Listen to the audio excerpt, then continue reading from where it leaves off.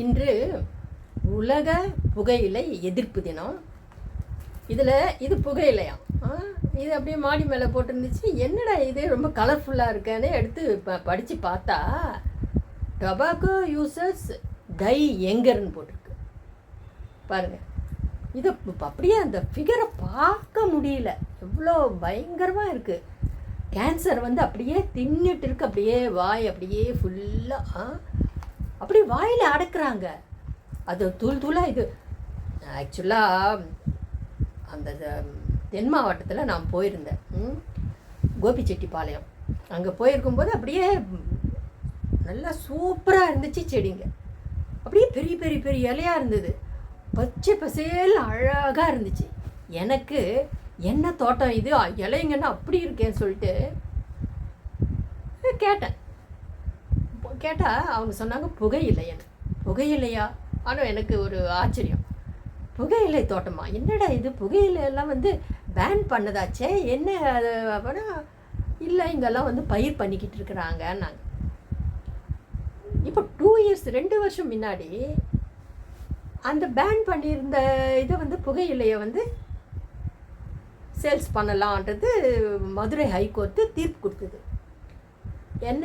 என்னன்னு சொல்லி தீர்ப்பு கொடுத்துருக்காங்க?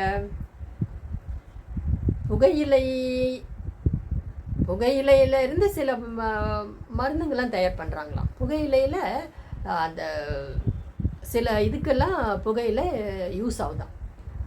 அப்படி இருக்கும்போது அந்த புகையிலையை வந்து இவங்க என்ன பண்ணுவாங்க, வெள்ளை நீர் தெளித்து வேதிப்பொருள்களெல்லாம் சேர்த்து அது சிகரெட்டாகவும் மூக்குப்பொடியாகவும் பீடியாகவும் இந்த மாதிரி ஹம்ஸு இந்த மாதிரி பலவிதமான பொருட்களை வந்து அவங்க தயார் பண்ணுறாங்க. அவங்க கொடுத்த தீர்ப்பு என்னென்னா, வெள்ளை நீர் தெளிக்காமல் வேதிப்பொருள் சேர்க்காமல் நீங்கள் புகையிலையை விற்பனை பண்ணிக்கோங்க. அரசே டாஸ்மாக் கடையில் மது பாட்டில்களை விற்கிறாங்க. இதை உதாரணமாக எடுத்து தீர்ப்பு என்னன்னு, அவங்க மது பாட்டில்களை டாஸ்மாக் கடையில் விற்கிறாங்க. இப்போ இதை வந்து நீங்கள் தடை பண்ணாமல் அது வந்து தடையை வந்து நீக்கிட்டாங்க. தடையை கிடையாது, புகையிலை விற்பனை பண்ணிக்கலாம் ஆனால் தீர்ப்பு கொடுத்தாங்க 2 வருஷம் முன்னாடி மதுரை ஹைகோர்ட்டில்.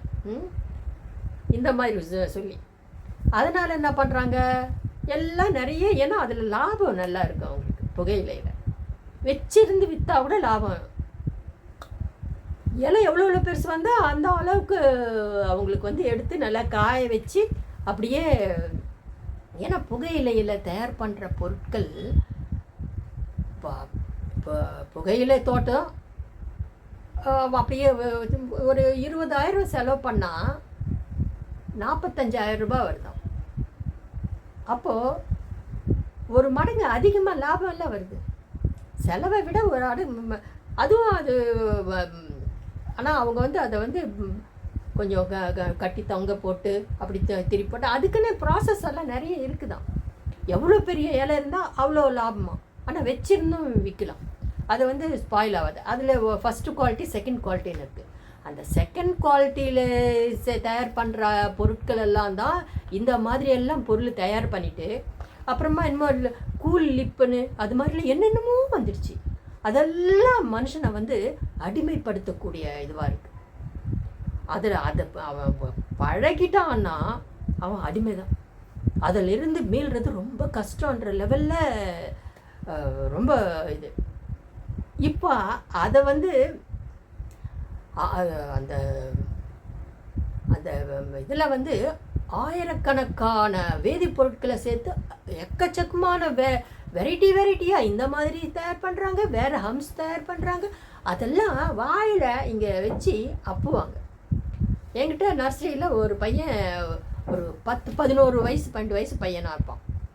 அவன் ஒர்க் பண்ணும்போது நல்லா ஜம்முன்னு குளிச்சுட்டு நல்லா நீட்டாக இங்கெல்லாம் விபூதி வச்சுக்கிட்டு அவன் நர்சரி செடிங்கெல்லாம் சேல்ஸ் பண்ணுற இதுவாக. சரி, சின்ன பையனாக இருந்தாலும் நல்லா நீட்டாக அவன் குளிச்சுட்டு நல்லா ட்ரெஸ் பண்ணி நல்லா இதெல்லாம் போட்டுக்கிட்டு நல்லா இருக்கணும், நல்லா சேல்ஸும் கவனிக்கிறான்னு நினச்சேன். அப்படியே பார்த்துக்கிட்டு இருக்கும்போது ஒரு டைமில் இங்கே வாயில் இன்னும் உப்பி இருக்கிற மாதிரி இருந்தது. என்னடா இது வாயில் உப்பி இருக்குது, அதுக்கு முன்னாடி நல்லா தானே இருந்தான்ட்டு. எண்ணெய் வச்சுருக்கேன், சாக்லேட் வச்சுருக்கேன், எண்ணெய் வச்சுருக்கேன், ஆன்னு காட்டுன்னு. சாக்லேட் கிடையாதுன்னா இப்படியே உப்பி அப்படியே உள்ள இப்படி வச்சுருக்க மாதிரி. வேறு என்னன்னு ஹம்சன் சொன்னாத அதை பற்றி கேட்டு தெரிஞ்சுக்கும் போது ஆன்மத்தன்மையையே நீக்கிடுமோ. ஹம்சு பழகுனா அந்த வயசு பையன் அவன் அது போடுறது ஆன்மத்தன்மையே போயிடும். அவ்வளோ மோசம். அந்த வயசில் அவனுக்கு அந்த பழகிறான், அது கடைசியில் அங்கே அப்படியே தின்னுடும். வச்சிருந்து அந்த இடத்துல தின்னுட்டு வெள்ளையாயிட்டு அந்த இடத்துல அப்படியே அப்புறமா வேறு மாதிரி கலர் மாறிட்டு தின்னுட்டு கேன்சராக மாறிட்டு, மவுத் கேன்சர்.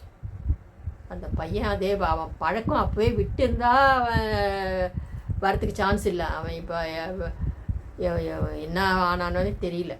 11 வயசு பையன். நான் இதை சொன்னடே இது மாதிரி அதை நிறுத்திடுறா, அது மாதிரி போடக்கூடாது, ஆன்மத்தன்மையே போயிடுமா சொன்னேன் பாருங்க. அடுத்த நாள் அவன் வேலை செய்கிற பையன் வேலையை விட்டு போயிட்டான். அட்வைஸ் பண்ணதுனால வேண்டாம் விட்டுடுன்னு சொன்னதுக்கு வேலையை விட்டு ஓடிட்டான். பாருங்கள் எப்படி இருக்கு கதை. நல்லது அவனுக்கு புரிஞ்சிக்காமல் போயிட்டான். அவன் இப்போ என்ன ஆனானே தெரியல. உடம்புக்கு அவ்வளோ கெடுதல். உடம்பையே எல்லாம் நிறைய நோய்கள் வருதான். இப்போது சிகரெட்டு பிடிக்கும்போது அவன் விடுற கார்பன் டை ஆக்சைடு, அவன் விடுற புகை இது பக்கத்தில் அவன் மூச்சு இழுக்கும்போது உள்ள லங்ஸுக்கு பாதிப்பு வருது சிகரெட்டு. அவன் விடுற காற்று மூக்கில் இருந்து விடுறது பக்கத்தில் இருக்கிற அவனுக்கு அவன் சுவாசிச்சான்னா இவனை விட அவனுக்கு 2 மடங்கு கையில் வேற வச்சுக்குவான். இப்படி பண்ணும்போது இந்த புகையும் அவன் சுவாசிப்பான். வீட்டில் இருக்க பக்கத்தில் இருக்கிற அந்த வாசனையுடைய இதுவெல்லாம் அப்படியே இருக்குமா.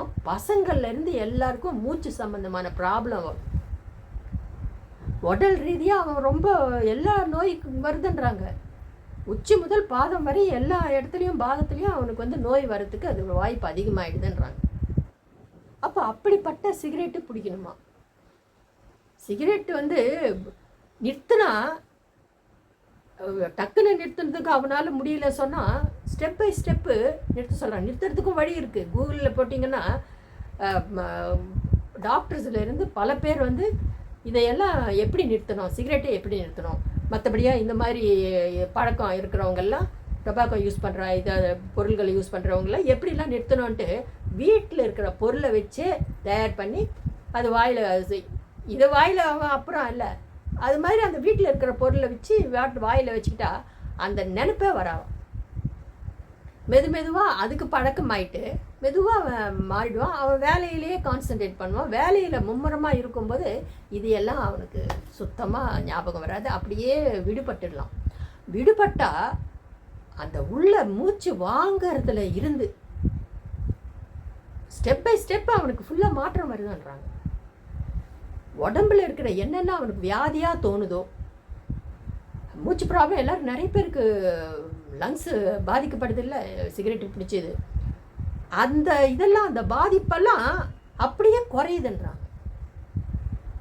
மூச்சு நல்லா வருமா, ஃபுல் மூச்சு அவன் வாங்கி விட முடியும். அதே மாதிரி மற்ற ஆர்கன்ஸ் எங்கெங்கே அவனுக்கு என்ன ப்ராப்ளம்ஸ் இருக்கோ இதனால் ஏற்படுற ப்ராப்ளம்ஸ் எல்லாம் அப்படியே கம்ப்ளீட்டாக க்யூர் ஆகிடுது. அவன் நார்மல் லைஃப்க்கு போயிடுவான். அதனால் இந்த மாதிரி ஏதாவது பழக்கம் இருக்கிறவங்க உடனடியாக நிறுத்துறதுக்கு பாருங்கள்.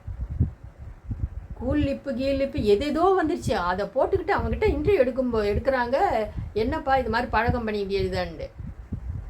இப்போ நான் அதை போட்டுக்கிட்டு தான் பேசுகிறேன்றான். அது எவ்வளோ பாதிப்பு. இப்போ ஒருத்தர் சொன்னாங்க கேன்சர் நோய் 62 63 வகையான கேன்சர் காரணிகள் இந்த இதில் பொருள்களே இருக்குது. இந்த புகையிலையில் அத்தனை இது கார்சினோஜனை தயார் பண்ணுற அவ்வளோ பொருட்கள் இருக்குது. அப்போது அவனுக்கு கேன்சர் வராமல் இருக்குமா? அதிலையே இருக்கிறது அதையே வேணும்னு அவன் சாப்பிட்டு அவன் அந்த நோயை உருவாக்கும் போது அப்போ தாய் தந்தையர் முன்னாடியே இந்த ஜெனரேஷன் என்ன ஆகுது, பாதிக்கப்படுது. அவங்க படுற பாடு, அவங்களுடைய கஷ்டத்தை வயசான தாய் தந்தையர் கண் முன்னாடி அவங்க பார்த்துக்கிட்டே இருக்க வேண்டிய சூழ்நிலை ஏற்படுது. எவ்வளோ கொடுமை! அந்த இப்போ எல்லாம் இந்த போதைப்பொருள் உபயோகிக்கிறது அதிகமாகிடுச்சு. போதைப் பொருட்களுக்கு அடிமையானவங்க அதிலிருந்து மீளணும். இன்னைக்கு உலக புகையிலை எதிர்ப்பு தினம். ஒரு வவ்வு எடுத்துக்கோங்க. இதிலிருந்து மீண்டு மனுஷன் வாழறதுக்கு தான் பிறந்தான். அந்த வாழ்க்கையை வாழணும். அது பசங்களுக்கு நீங்கள் மெதுவாக எடுத்து பசங்களுக்கு அது பழகிறானா அதிலிருந்து அவனை வெளியில் கொண்டு வரதுக்கான முயற்சி எடுக்கணும். இல்லைன்னா அது பெற்று வளர்த்து ஆளாக்கி எதுக்குமே பிரயோஜனம் இல்லைன்ற லெவலில் வயசான தாய் தந்தையர் கஷ்டப்படுறது ரொம்ப மோசம். பார்க்க முடியாத ஒரு இது. ஜென்ரேஷனே இல்லைன்னு ஆயிடுது. இல்லை, நாளைய ஜென்ரேஷன் என்ன அப்புறம் சொல்லிக்க முடியல. கஞ்சா செடி கேரளாவில் அது ஒரு மருத்துவத்துக்கு யூஸ் ஆகுதுன்னா, அந்த மருந்து கேன்சர் பேஷண்ட்ஸுக்கு அந்த வலி நிவாரண மாதிரி. அது கஞ்சா பயிர் அப்படியே தோட்டம் அப்படியே நான் இதில் போடுறேன். நான் கஞ்சா செடிங்களுடைய அந்த தோட்டமும் போடுறேன். அப்புறம் எவ்வளோ பெருசு பெருசாக பார்க்குறதுக்கு நல்லா அருமையாக இருக்குண்ணா. ஆனால் நாடு குட்டி சுவர் ஆகிறதுக்கு முக்கியமான காரணமாக ஆகிப்போதில்லை. கஞ்சா செடியை வளர்த்து அதில் மக்களுக்கு அதை கொடுத்தா மக்கள் அந்த கஞ்சாவை சாப்பிட்டுக்கிட்டு வாழ்ந்தால் எந்த மாதிரி இருக்கும் நாடு? ஒரு பக்கம் கஞ்சா தோட்டமாக பயிரிட்டு அதை மருந்து மாதிரி தயார் பண்ணி அப்படியே கஞ்சாவை எல்லாம் யூஸ் பண்ணுற மாதிரி, அதுக்கு அரசு பர்மிஷனு. இப்போ புகையில ஒரு பக்கம், இந்த பக்கம் நம்ம தென் மாவட்டங்களில் அவ்வளோ இதுவாக நான் இப்போ இதில் சேர்த்து போடுறேன் பாருங்கள். எவ்வளோ அழகாக அந்த தோட்டம் நான் பார்த்தேன், நேரடியாக பார்த்து வீடியோ எடுத்தது. இப்போ அது எனக்கு யூஸ் ஆகிற மாதிரி இருக்குது.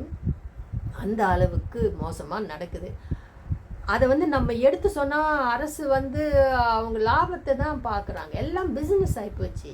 அந்த பிஸ்னஸில் மக்களை வச்சு தான் அந்த பிஸ்னஸே நடக்குது.